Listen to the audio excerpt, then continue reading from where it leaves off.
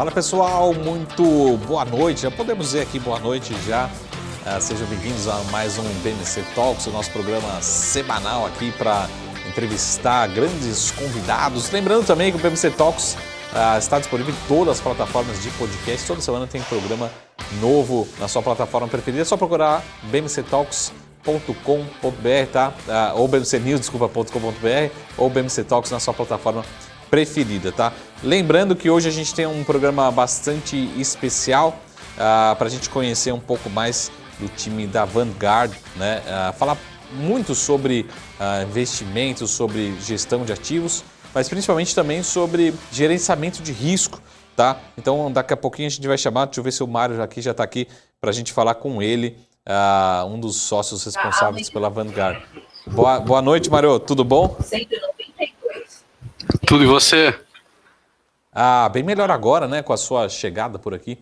Muito obrigado pela presença. Tá bom, então. Eu que agradeço. Muito bom estar aqui com vocês de novo. Obrigado. Ô Mário, eu acho que aqui no nosso programa, não sei se você já participou aqui do BMC Talks, mas a gente procura, antes de falar um pouquinho sobre gestão, sobre cenário, expectativas, né, tudo que a gente está vivendo, um pouquinho sobre estratégia da gestora, mas principalmente a gente gosta de conhecer quem está por trás, né, das gestoras, por trás das corretoras, dos fundos, enfim, realmente quem está transformando esse país. Então, a pergunta é, depois a gente mostra um pouco do Mário Avelar hoje dentro da Vanguard, mas um pouco como é que você chegou até aqui, né? Quais foram os passos, né? Passou por um outro banco, corretora, gestora, antes de construir a Vanguard? Como é que é essa história pré-asset, né, que a gente tem hoje, que a gente conhece hoje? Legal, Marco. Vamos lá. Então, antes da gestora, exatamente antes, eu passei 3 anos no Bradesco. Eu era um dos executivos lá da Ágora Corretora, responsável primeiro pela mesa de operações de derivativos e depois por toda a superintendência de produtos, fundos de investimento, renda fixa, estruturados, etc. E também tive passagem por outras corretoras de valores antes disso e também pela Asset Management do Santander. Então, acho que em 1 minuto falando aqui eu consegui resumir para você 20 anos de trabalho, mas é basicamente isso. Muito bom. E hoje a sua principal responsabilidade é a parte de risco, compliance, então falar um pouquinho também da parte hoje atuando dentro da Vanguard. Depois a gente fala um pouquinho mais sobre a casa, a gestão, a estratégia, mas um pouquinho do dia a dia, até como que esse background, enfim, toda essa história. Depois eu queria até falar um pouquinho também sobre o CFA particularmente, né? Acho que tem bastante gente que tem curiosidade, mas falar um pouquinho sobre o seu trabalho hoje dentro da Vanguard, né? Tá, então, na Vanguard eu sou o diretor responsável por risco e compliance e também assumo algumas tarefas comerciais. Então, tudo que diz respeito a risco e compliance dentro da gestora é comigo. Tá? Risco do fundo, risco operacional, risco de imagem, etc. Cai tudo em cima de mim aqui. Eu sou o cara que puxa uma orelha nesse caso. Muito bom. E só para responder aqui uma pergunta, eu vou aproveitar também que você possui também a denominação aqui, a certificação do CFA, falar um pouquinho rapidamente sobre isso, né? Só para quem tem curiosidade no CFA, claro. Falar um pouquinho sobre esse processo, né? Acho que é uma pergunta básica que sempre você deve receber, né? O quão vantajoso realmente o CFA é no peso, no currículo, né? Para você, por exemplo, como comercial, na decisão de trazer um cliente institucional, enfim, o quanto realmente pode ser importante, né, essa certificação aí no currículo, na construção de uma carreira, principalmente no mercado financeiro local, né? Tá, legal, bacana. Eu respondo bastante essa, inclusive porque eu também sou professor e dou aula para o pessoal que está estudando para o CFA. Sim, legal. Então eu acabo respondendo várias vezes essa. Mas é ótima pergunta. Eu acho que tem 3, não vou falar vantagens, não é? Mas tem 3, atribuições que são interessantes de estudar para ela. Primeiro o que literalmente a gente aprende. Então, acho que é mais ou menos sênior que um profissional pode ser. Se para estudar para o CFA, vai acabar aprendendo alguma coisa. Vai ser forçado a aprender alguma coisa, tá? Garanto isso para você. Então, bom, primeiro que tem um ponto aí, né? O segundo, que eu acho que é muito legal, é que para você conseguir passar nos 3 níveis do CFA, você precisa ter um nível de dedicação que é muito alto. Eu conheço profissionais aí famosíssimos no mercado que têm a certificação. Me lembro perfeitamente da minha época lá de Santander Asset, que muita gente de lá, inclusive da gestão dos fundos, na época estava tirando o CFA, e é unânime, todos precisaram estudar. Então não é porque a gente está falando de alguém com altíssimo conhecimento técnico, experiência, etc., que não tenha estudado para conseguir passar. Estudou, com certeza. Pode ter estudado mais ou menos de acordo com a bagagem prévia que já tinha. Então, o que é legal disso para quem quer se dedicar para chegar até o fim? Quando você consegue tirar o título, você recebe lá suas 3 letrinhas, quem olha de fora sabe que, no mínimo, você foi uma pessoa que se dedicou durante um tempo muito extenso para conseguir ter chegado ali. Então, a gente falou aqui do que estudar bastante acaba aprendendo muita coisa. Segundo, que a dedicação passa uma imagem para quem está te olhando, fazendo negócio com você, de que, no mínimo, ainda que você seja um estúpido, mas que você se dedicou demais para conseguir aquilo. Então é um ponto positivo. E tem um terceiro que eu acho que é muito legal, é que existe uma comunidade do CFA mundo afora que acaba, de certa forma, abrindo portas caso você precise fazer relacionamento com, digamos assim, por exemplo, em algum país, você quer fazer negócio na Arábia Saudita, por exemplo, você não conhece ninguém lá. Poxa, como é que eu vou entrar lá para chegar no banco XYZ?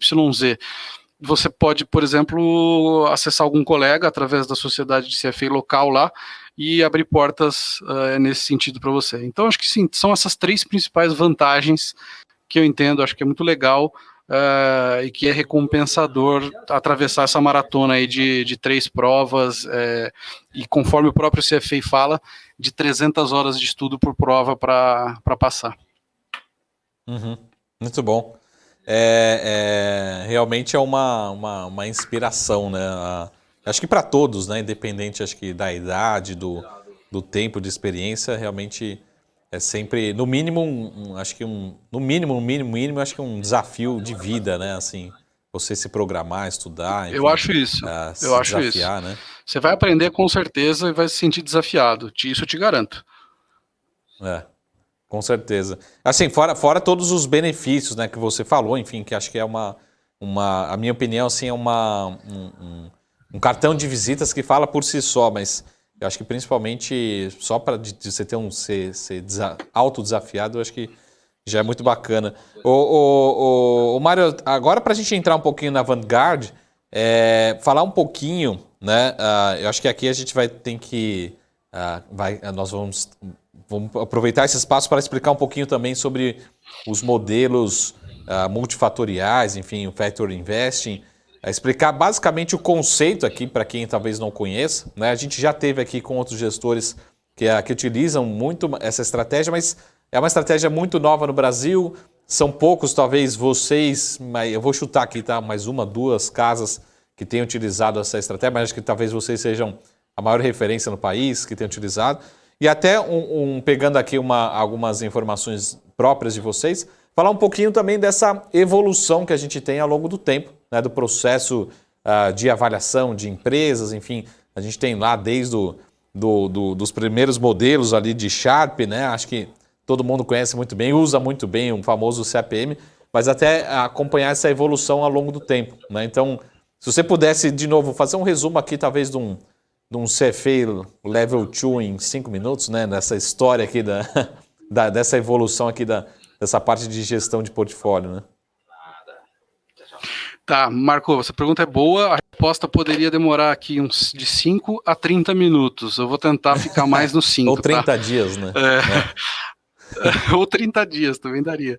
Então, basicamente é o seguinte, voltando lá na história, já que você puxou o gancho do Sharpe, Ele começou lá com o modelo do CAPM lá nos anos 60, e aquele foi talvez o primeiro modelo mais simplificado de avaliação de ativos de risco que se tem conhecimento. E aquilo ali foi talvez a semente que faltava para que a academia começasse a aplicar métodos científicos em algo que antes era puro artesanato, vou chamar assim, que era a gestão financeira, a gestão de portfólio, né? Então, o que o Sharpe conseguiu fazer ali foi tentar explicar retorno de ativos de risco, que é que eu vou falar especificamente de ação, com base em retorno, eu falei risco, eu falei errado, explicar retorno de carteiras, retorno esperado de ativos, com base em dados e com uma base um pouco mais matemática do que antes a gente tinha, que era puro artesanato, né, vamos chamar assim. Então, basicamente, o que o Sharpe foi ali, o que ele modelou ali foi que o retorno esperado de uma carteira ou de um título é função do risco que se percebe em relação ao mercado de forma geral, né, era isso. Então, se você tem lá uma ação que costuma oscilar muito mais do que o Ibovespa, ao longo prazo você poderia esperar ter um retorno maior, porque você estaria sendo recompensado por um risco maior que você está correndo, né? Falando em palavras muito gerais, isso é mais ou menos o que diz o CAPM. Mas o que foi interessante do CAPM é que ele jogou ali uma provocação para que se desenvolvessem outras formas de se medir risco e que, portanto, dariam para o investidor, para o gestor, outras formas de se esperar retorno. O que eu quero dizer é o seguinte: existe no CAPM uma fonte de risco que é estar comprado em ações, então por isso você tem que ser remunerado.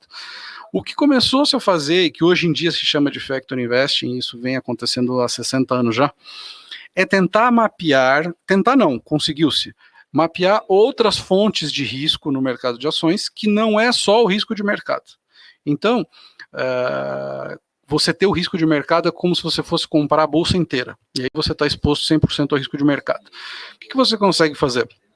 Você segrega as ações, você segmenta, por exemplo, o IBX, que é um índice de ações, ou o IBOV, ou no caso dos Estados Unidos, o SP500, mas você basicamente encontra, ou você, melhor, agrupa ações de forma que esses grupos de ações tenham sensibilidade a outros fatores de risco que são complementares àquele risco principal, que é o risco de ações. Tá?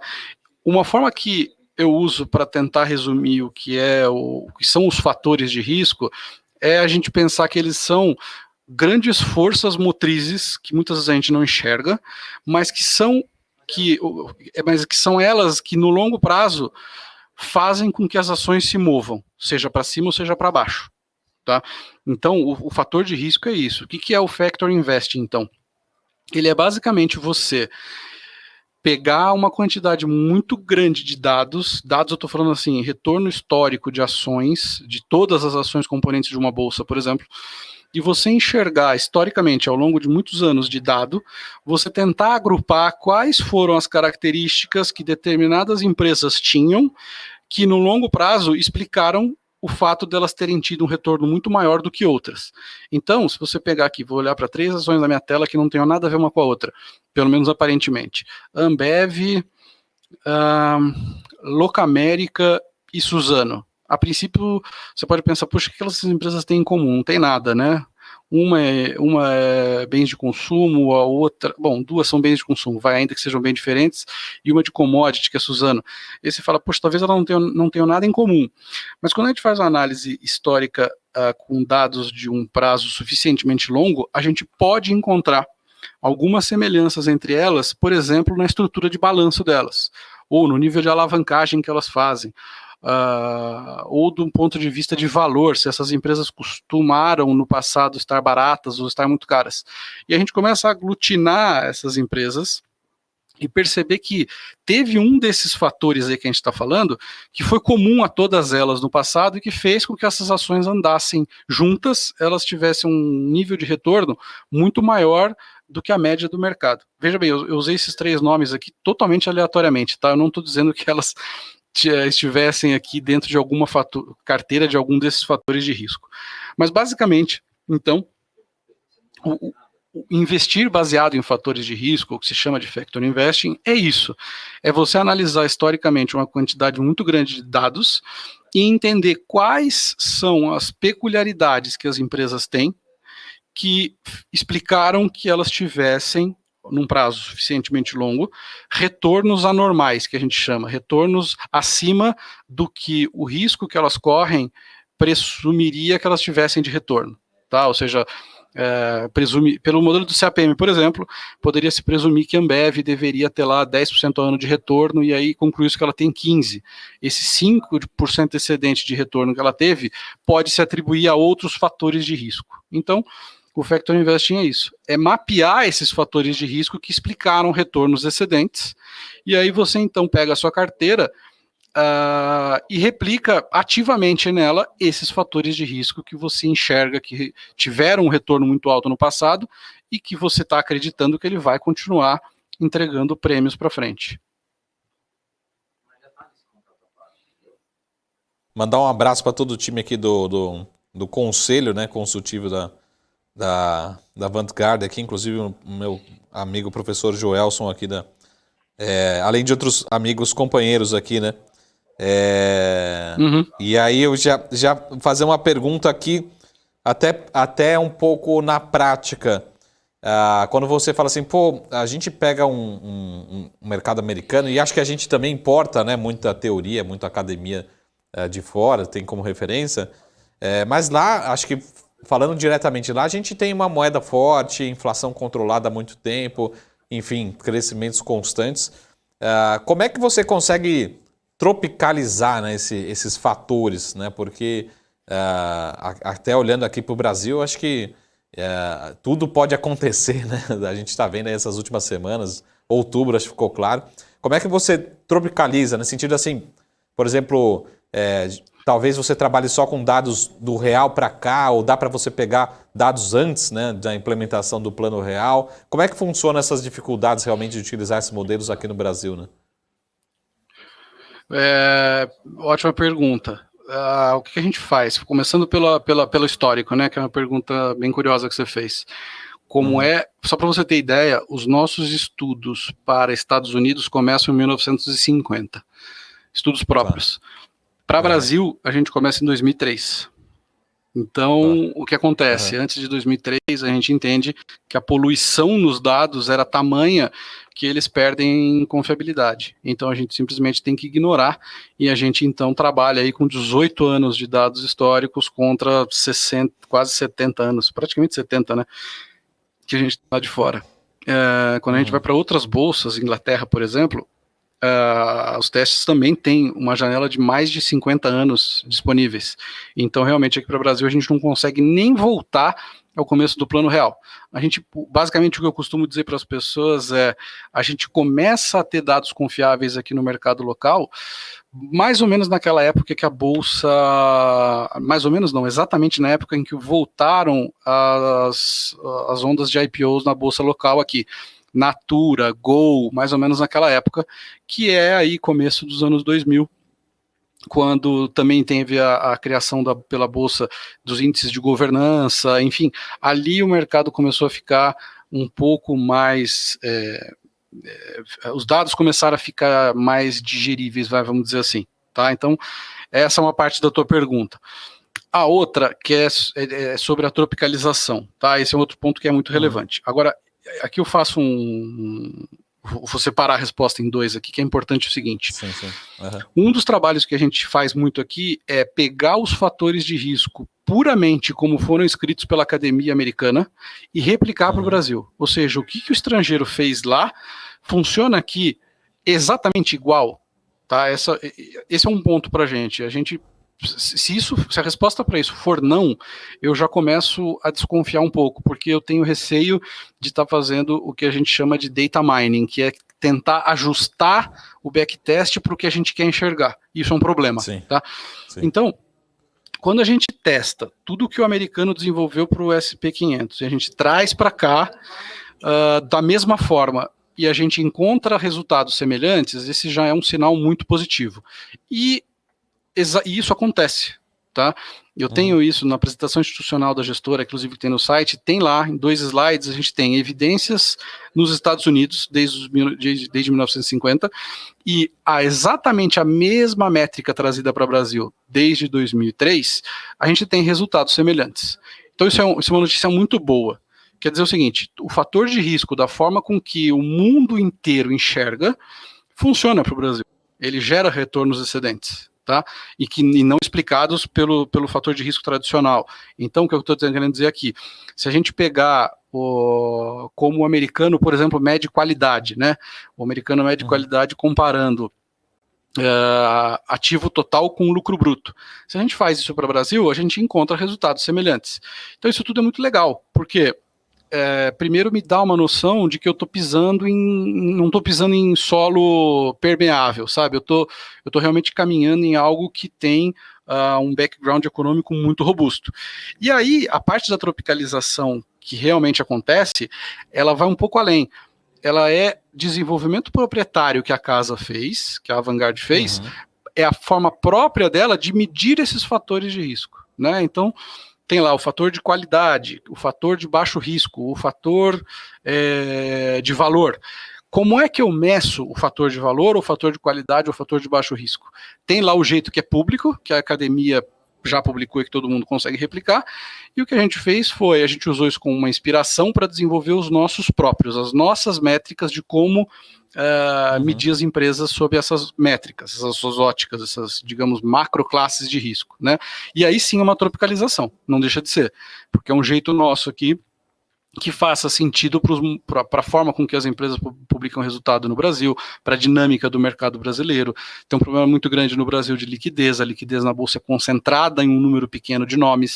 Se você pega o próprio IBX, que é o índice antigo mais amplo que a gente tem aqui, ou melhor, desculpa, ele é mais novo que o IBOV, mas ele é mais amplo que o IBOV. A gente tem o IBX hoje, que são as 100 maiores capitalizações da Bolsa, só que 20% dele é uma ação, que é a Vale.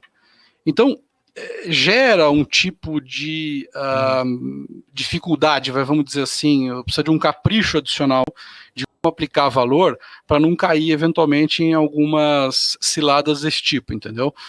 Mas é basicamente isso, assim, existe, claro, uma tropicalização, mas sim. Apesar de haver, o que deixa a gente muito tranquilo é que existe um background econômico muito forte de que todas as teorias, puramente do jeito que elas foram testadas mundo afora, funcionam, são replicáveis aqui para o mercado brasileiro.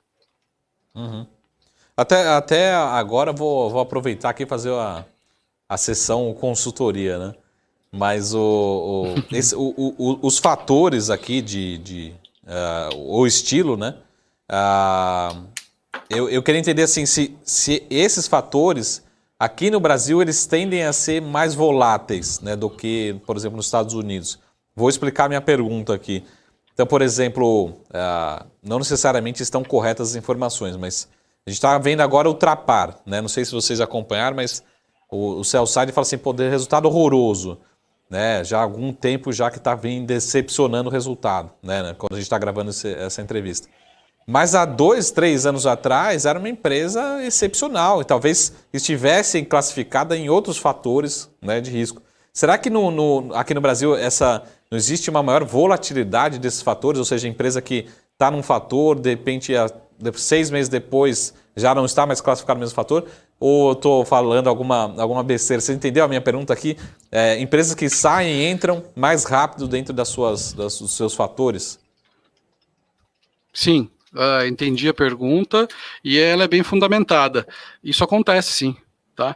Existem fatores que têm um turnover alto, tanto faz se a gente está olhando para cá ou para outras bolsas mais desenvolvidas. Então, por exemplo, o fator de momentum, que é aquele que prova-se que ativos que estejam com um movimento, ativos que num passado recente tiveram uma performance positiva, continuam a ter nos próximos meses. Esse é o fator de momentum. Esse fator naturalmente tem muita rotatividade. E isso se aplica tanto para cá quanto em várias outras bolsas mundo afora. Agora, outros, como por exemplo de qualidade, realmente a gente percebe que existe um turnover maior aqui do que num mercado que tenha um nível de como é que eu posso dizer? Um nível de maturidade maior, vamos dizer assim, tá? Como diria os acadêmicos, um nível de eficiência maior, tá? Mercados mais eficientes, isso costuma acontecer menos, tá? Aqui realmente costuma, isso que você falou é muito verdade. E existe uma certa volatilidade dentro da carteira do fator maior do que se vê lá fora. Tá ótimo. E aí a pergunta é até explicar aqui um pouco dessa abordagem Factor Invest e um pouquinho do como você falou, o quão vocês se diferenciam da metodologia acadêmica, ou enfim, das outras metodologias, o quanto vocês foram criando a sua identidade, se você puder também exemplificar com números ou outros fatores, no sentido aqui, eu vou ser bem radical, tá? Vamos supor que tenham, sei lá, 4, 5 fatores, mas por que não ter um fator da Vanguard, enfim, a minha provocação assim, o quão vocês estão indo além da academia, né? Sendo bem direto. Tá ótimo. A sua pergunta é muito boa de novo. Olha só. O que acontece, tá? Tem um paper, inclusive, muito recente, que foi publicado, o Zoológico de Fatores. O que acontece? Quando começou-se a começar a aceleração desse desenvolvimento dos fatores lá nos anos 90, começaram práticos e acadêmicos do mundo inteiro a tentar aplicar e provar a existência de vários fatores de risco, os mais variados possíveis, assim, coisas inimagináveis. E aí acabou, o número parece que mais atual possível é que já foram testados, mapeados e escritos a respeito de mais de 300 diferentes fatores. Agora, apesar disso, as 5 grandes classes de fatores que são persistentes no tempo e pervasivos, ou seja, acontecem no mundo inteiro, são 6, talvez. Não chega a 10. Tá? Então, onde está o nosso desenvolvimento? Que aí já é a segunda parte da sua pergunta. Sim, o nosso desenvolvimento é dentro do fator. Então, o que eu uso? Eu me baseio na incidência, digamos assim, na recorrência desses fatores mundo afora, entendendo que tem muita gente praticando isso no mundo inteiro. Confio nisso, trago esses macrofatores para cá. Macrofatores, eu vou lembrar os nomes aqui para deixar claro. Momentum, carrego, baixo risco, qualidade, valor, etc. Né? Trago isso para cá, que nem a gente falou mais cedo, a gente aplica isso aqui da forma ingênua, que a gente fala, entre aspas, que é você simplesmente pegar a forma que é publicamente conhecida e aplicar o fator. Pronto, já entendi que existe, por exemplo, o fator de momentum, que é comprar empresas que estão lá numa certa tendência, ele faz sentido aqui para o Brasil? Faz. Como é que a academia mede o fator? É você medir o retorno das ações nos últimos 12 meses, né? E as que tiveram maior retorno você compra. Esse é o fator que todo mundo consegue replicar, ele é público, acabei de falar aqui como faz, tá? E como que a gente faz o nosso desenvolvimento? Onde entra a nossa marca? É a forma com que a gente explora esse fator. Então, para a gente entender que existe momentum é uma inspiração, ou seja, existe aqui um comportamento do mercado que faz com que ativos que tiveram performance superior em algum tempo passado continue a ter durante algum tempo futuro. Beleza, isso vira uma inspiração para mim e a gente começa a desenvolver em cima disso as nossas métricas de medição, de aferição de retornos passados. Eu posso, por exemplo, mudar esses 12 meses e usar outras janelas. Ou eu poderia eventualmente, a gente faz isso de fato, usar outras métricas de retorno que não simplesmente o retorno de preço na bolsa. Tá? Então é aí que entra o nosso desenvolvimento próprio. Né? Daí é que vem o valor que a gente consegue agregar numa gestão de fatores, que a gestão pura de fatores ela é chamada de gestão em algo entre a gestão passiva e a gestão ativa, né? Ela é a gestão semi-ativa, é a gestão pura de fatores. O que a gente faz, a gente considera uma gestão ativa porque eu não replico dentro do fundo o fator que eu acabei de falar aqui, que é o momentum de 12 meses, porque esse qualquer um pode fazer. né? A gente ainda não tem aqui no Brasil ETF, mas lá fora é comum. Você consegue comprar um ETF de Momentum do S&P, por exemplo. Você vai estar comprando lá 100 ações que mais subiram nos últimos 12 meses, né? Então isso é público. O que não é público é, como eu falei aqui, o que nós desenvolvemos, as nossas métricas de medir momentum, as nossas métricas de como medir valor, e assim vai. Tá ótimo. Ô Mário, uma pergunta, até foi um assunto que eu falei que ia abordar aqui hoje, mas hoje, particularmente, de novo, também a gente teve uma cacetada na bolsa, né? O Ibovespa despencando de novo, eu achando que o mês ia ser positivo, né? Já tá nos surpreendendo de novo. Outubro foi bastante Tá só começando volátil. ainda. Tem 25 dias ainda para recuperar. Não, melhor terminar hoje. Pelo menos a gente fica mais perto do 0-0. Mas a pergunta é a questão do gerenciamento de risco e entender como é que também essa análise, a gestão multifatorial, enfim, a metodologia Factor Invest pode se traduzir não só em retorno, mas principalmente numa redução da volatilidade, do risco, enfim, da gestão de risco, pode ser saudável no longo prazo, utilizando essa metodologia, né? Então, eu acho que pegar o ano de 2021, acho que não poderia ser melhor para a gente explicar um pouco dos efeitos benéficos, né, dessa metodologia. 2020 também. 2020, Também. 2021. Vai saber como é que vai ser 22. Mas, enfim, tem alguns pontos aqui interessantes. Um deles, que é bem relevante.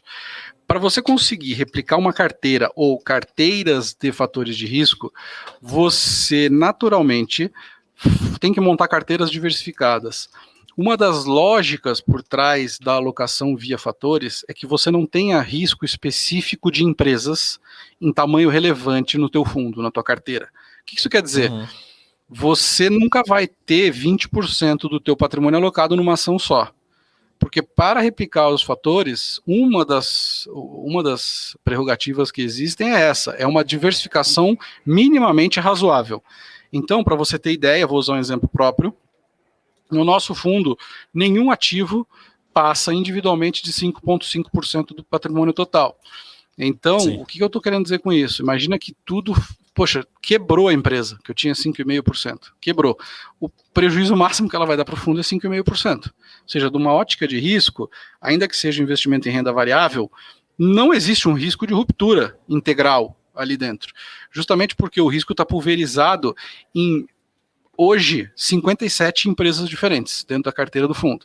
Esse número já chegou a 70 no passado. Esse número nunca foi menor do que 45. Então, a forma de se investir replicando fatores de risco, ela naturalmente dá para uma carteira um perfil diversificado, tá? Então, isso é uma prerrogativa, não tem como ser diferente, tá? Porque se você tem riscos específicos muito grandes na carteira, você não está replicando o fator de risco como um todo, você está comprando o risco específico de um negócio. Se aquele negócio especificamente for mal, você vai machucar a tua carteira de uma forma que não vai ter sido porque aquela ação estava contida num nível de risco mais abrangente. Você tomou um risco ali que era muito específico e se deu mal. Do mesmo jeito, obviamente, que ele pode te trazer um retorno muito positivo. Mas, de novo, é uma das prerrogativas de uma carteira baseada em fatores de risco, a diversificação. Então, isso deixa a carteira naturalmente mais conservadora. E, em segundo lugar, tem um outro ponto que eu acho que é muito relevante, que é o seguinte: dessas grandes classes de fatores que explicam retornos é o fator do baixo risco. Ele é, inclusive, chamado, muitas vezes na academia, de anomalia do baixo risco. E ele é muito curioso, que é o seguinte: isso serve, de novo, Brasil, Estados Unidos e mundo afora. Prova-se com dados que, ao contrário do que a gente é levado a acreditar e que a gente estuda, risco em excesso normalmente não é recompensado com retorno em excesso. Então, você expurgar da sua amostra de ações aqueles 20, 25, 30, 15% de ações mais arriscadas, melhora a relação risco-retorno da tua carteira, ou, se você quiser tirar risco, ele melhora só o retorno também. Então é o seguinte, curioso, se você tiver curiosidade de olhar a apresentação institucional da gestora, lá pelo slide 30 e tanto, 40, tem, não, menos, 25 aí, tem um slide que se chama lá volatilidade. Ele é uma plotagem, uma relação de risco medido por beta e retorno, que inclusive é tese de mestrado do Luciano de economia, que ali é o seguinte, você vai ver que tem um gráfico que vai de D1, tem vários pontos de dados de D1 até D10, aquilo ali são carteiras formadas de acordo com a volatilidade que as ações tiveram um ano antes dessa carteira ser formada, tá? Então eu pego o IBX 100, meço a volatilidade realizada das 100 empresas e vou agrupando de 10 em 10, elencando por volatilidade, sendo que D1 é sempre o decil que tem as 10 empresas que tiveram menos vol no ano que passou, né? Eu carrego isso durante 15 anos, faço os rebalanceamentos necessários, porque uma ação que tinha baixa vol deixou de ter, ela vai saindo de uma carteira, entrando em outra, e eu vou rebalanceando isso. Carrego isso ao longo de 15 anos. Meço o risco e retorno de todos esses 10 portfólios, crio um gráfico bidimensional em que eu tenho risco e retorno. E aí você vê ali que, você vai até ver no gráfico, que tem uma reta positivamente inclinada, que é azul, ela é a chamada linha de mercado de capitais do modelo CAPM.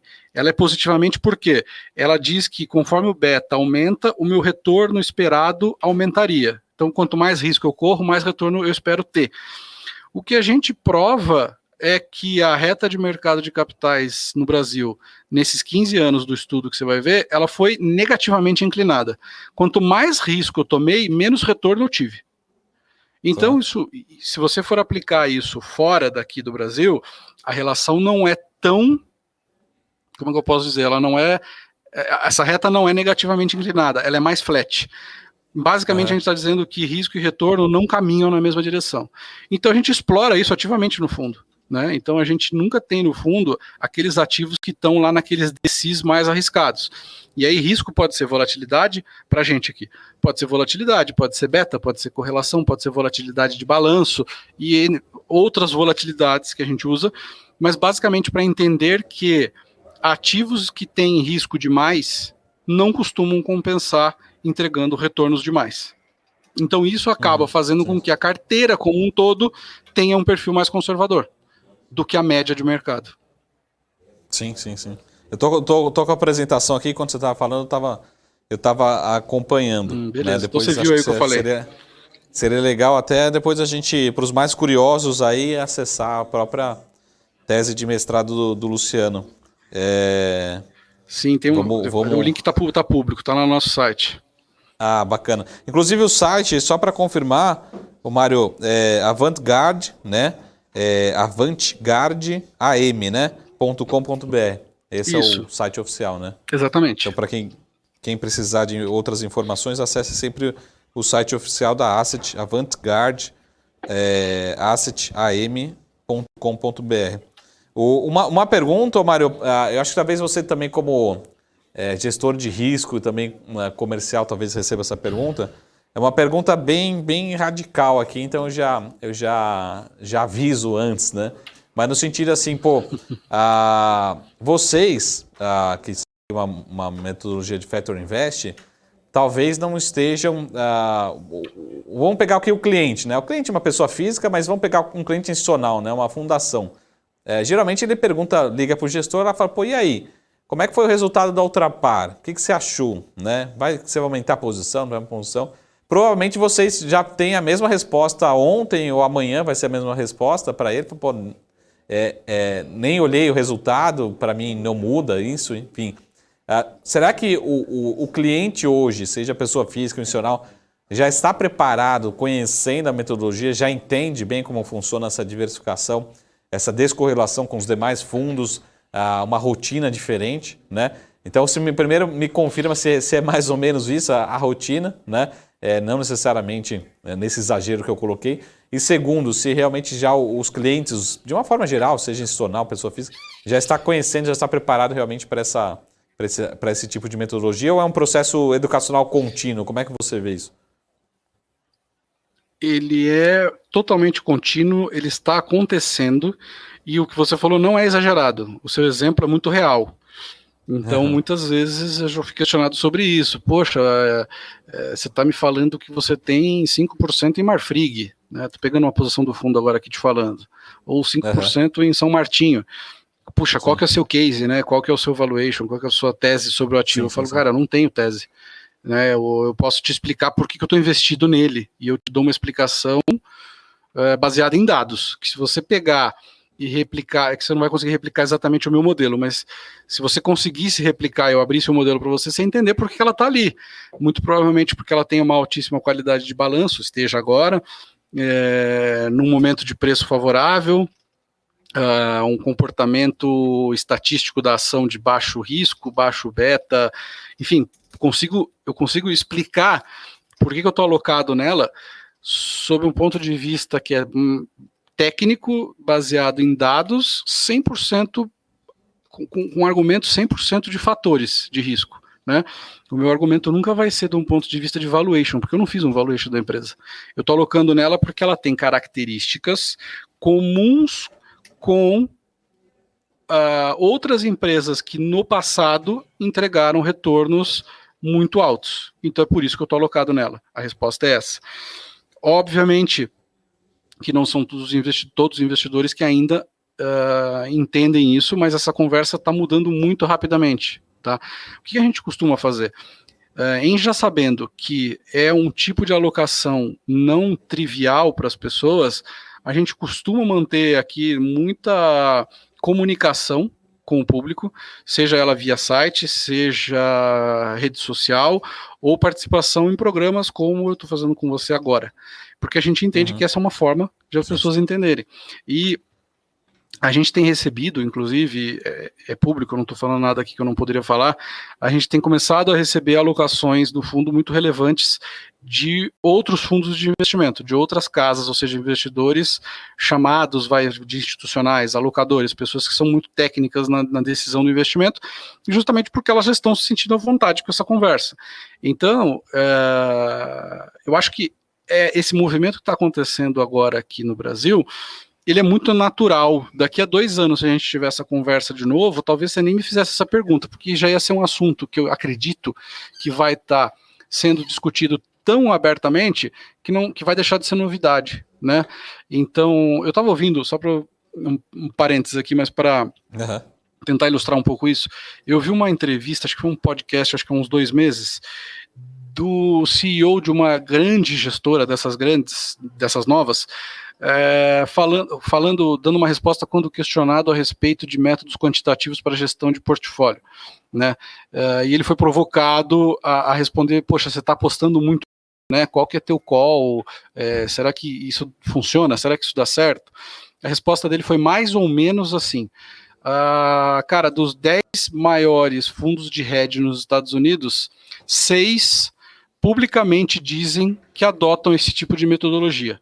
Você acha que isso não vai acontecer para o nosso mercado? Você jura mesmo que você acha que isso não vai chegar aqui? Então, assim, acho que isso é uma forma de responder. A gente tem, aqui no Brasil, a história do nosso mercado, ela sempre foi muito curiosa, por ser um mercado pequeno, e isso explicou, eu acredito, a não existência, a não popularização de métodos, vou chamar aqui de científicos, aplicados na gestão de carteira. Porque o nosso mercado, até 15, 20 anos atrás, era minúsculo. As empresas investíveis para grandes investidores, você contava em 2 mãos, tá? Acho que não dava mais do que 10. Então, como é que você poderia defender um método de alocação em ações que você não conhecesse no detalhe de cada empresa? Era injustificável, não tinha porquê, né? Numa época em que você tinha lá, como eu falei, 10 ações investíveis. Então, por que você vai dar bola para um negócio desse? Se você conseguia, com 4 ou 5 analistas, você conseguia conhecer o mercado inteiro. Agora, quando a gente começa a chegar para o que a gente tem hoje aqui, a gente já tem aqui no Brasil, pelos nossos números, mais ou menos 250 papéis investíveis na B3, fora os BDRs. Então, começa a fazer sentido você ter um tipo de alocação que é baseada em regras e não em tentar conhecer no detalhe absolutamente todos os negócios, inclusive porque a gente está começando a falar de empresas baseadas em países longe daqui. Você não vai pegar um avião a cada 15 dias para ir lá na na reunião de acionistas, no Investor Day de uma empresa em Hong Kong. Então, esse eu acho que é um dos pontos, tá?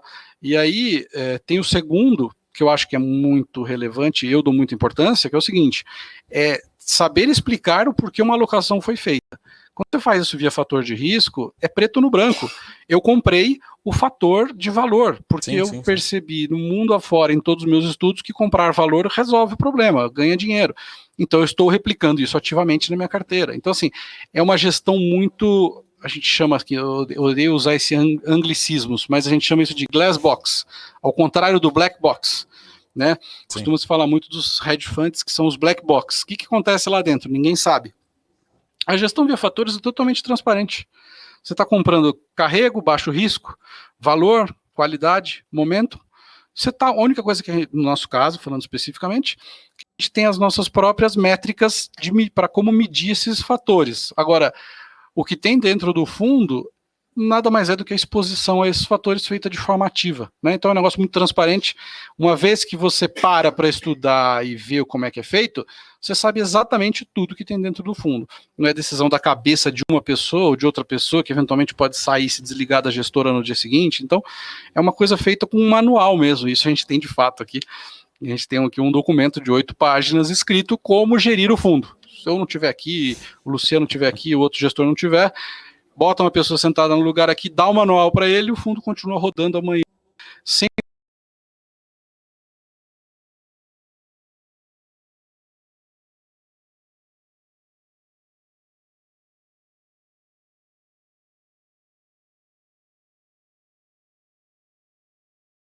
uma crítica aqui, apenas mostrando que tem diferenças. Uhum. Tá, não, tinha travado um pouco, Mário, mas deu para escutar. Tá ótimo. Mário, só algumas últimas curiosidades, né? Umas minhas consultorias aqui. Em relação, por exemplo, ao IPO, como é que vocês colocam o IPO dentro do conceito, né? Às vezes você tem uma empresa ali que a gente tem o último balanço, tem balanço de 2 anos, enfim, como é que vocês conseguem trabalhar com empresas mais recentes? Aqui são um momento curiosidade, né? A gente claramente não consegue fazer, né? A gente não consegue entrar em IPO, porque o IPO não tem dado de bolsa. E um dos inputs que a gente precisa é o dado de bolsa, a atividade em bolsa, como a empresa se comporta. Uhum. Então a gente não consegue alocar em empresas que tenham menos de 6 meses de história na bolsa. Tá? Então 6 meses em alguns dos nossos modelos, que a gente tem, são 14 modelos de screening de ações, alguns deles começam a pegar ativos que tenham pelo menos 6 meses. Tá. E aí falando assim, inclusive acho que eu aproveitar o momento aqui, mas a gente está tendo o IPO do Nubank, né? E Nubank está vindo, vamos supor, fez o IPO agora em dezembro, a gente está em junho, né, do ano que vem, julho. E aí, agora vai entrar no screen, né? E tem alguma ação, por exemplo, o Nubank, ele pode cair fora de qualquer screen e falar assim, pô, não está encaixando nenhum fator, porque ele parece que se descola, né? Se for comparar com, sei lá, com uma variação tradicional de um banco, ele não bate, né? Você vai comparar com growth, beleza, tem crescimento, mas precisa ver quanto você paga, por exemplo, enfim. Existe essa possibilidade, você realmente não está se encaixando com nenhum fator, ou um pouco exagerado da minha parte também? Acho que é um pouco exagerado, acho difícil isso acontecer, tá? Obviamente que pode acontecer de ele não estar em nenhum, mas não porque a característica dele faça com que ele passe despercebido pelos fatores, não é isso, tá? De novo, você pensa o seguinte, pode ter um monte de empresa na bolsa aqui que não tem no fundo. Tô olhando aqui para a tela, tô vendo que Pão de Açúcar não tem, Natura não tem, Multiplan também, nem MRV. Então, assim, obviamente que muito papel não entra, né? E pode acontecer com o teu exemplo aí do Nubank, mas não porque o fator não é capaz de capturá-lo, tá? Ele consegue sim. Então, eu vou te dar alguns exemplos. Fator de baixo risco, ele pode entrar. Fator de momentum, ele pode entrar. Fator de valor e de qualidade, esse talvez seja um pouco mais difícil, porque banco tem uma métrica própria de se analisar esse tipo de fator, que normalmente nos nossos modelos a gente exclui bancos da amostra, tá? Porque você, quando faz análise de empresas que tem banco tem uma estrutura de balanço diferente de outros negócios. Então, as métricas comumente aplicadas para medir valor e qualidade não se aplicam para banco. Então, a gente tem, se você for olhar a carteira do fundo, hoje, por exemplo, tem Itaú Unibanco, é uma posição muito pequena, mas tem. Sim. E tem Itaúsa também, que é uma holding dominada por Itaú. Então, assim, eles estão ali.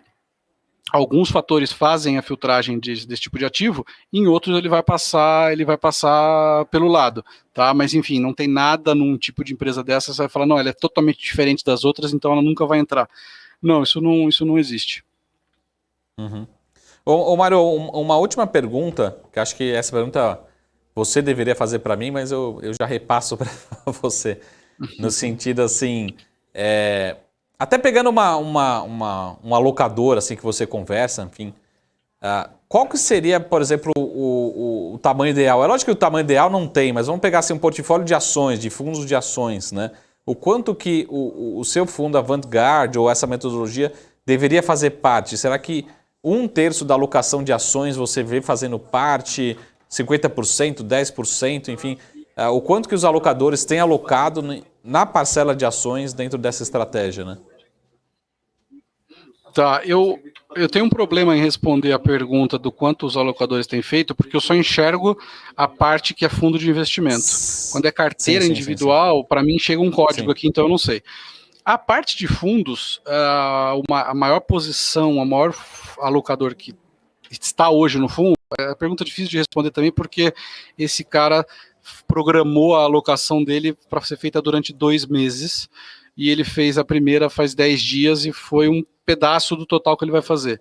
Tá? Então, pelo que eu estou entendendo, essa alocação que ele fez deve girar em torno de 8 a 9% da carteira dele, sendo que isso ainda vai crescer mais 3 vezes. Então, isso talvez chegue a 25, vou colocar assim, ou 30, talvez alguma coisa assim.